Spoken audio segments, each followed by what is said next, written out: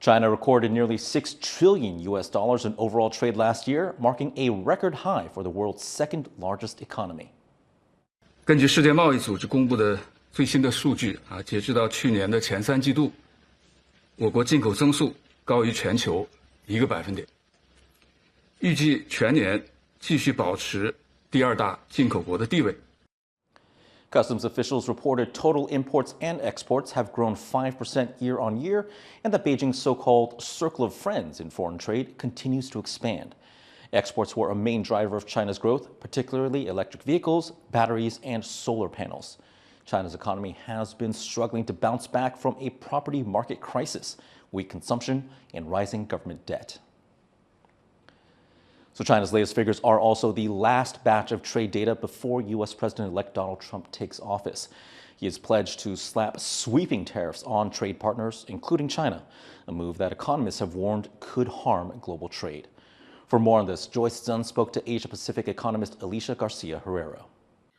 China has posted record high trade figures, but this comes at a time of a weakening yuan or RMB. How are you making sense of the state of China's economy?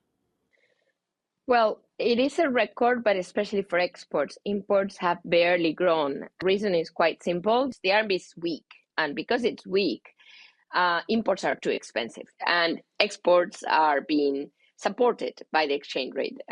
So that's what we have.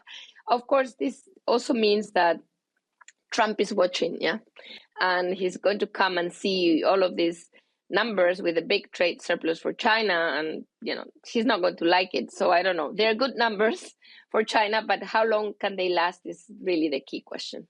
What position does this leave China in with just days until Donald Trump becomes the U.S. president?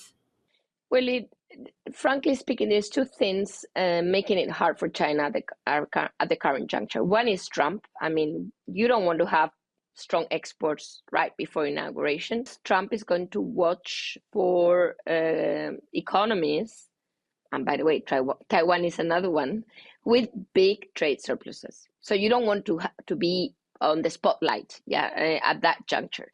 But the other one, and that is unrelated to Trump, at least so far, it's the very, very strong U.S. economy. Investors want to jump to the dollar. So for the RMB, this is a problem. So it is not only Trump, it's about this very strong economy in the U.S., to be very frank. And that means the Fed will not cut. That means why not just put your money, if it's not already there, in dollar rather than keep it in RMB.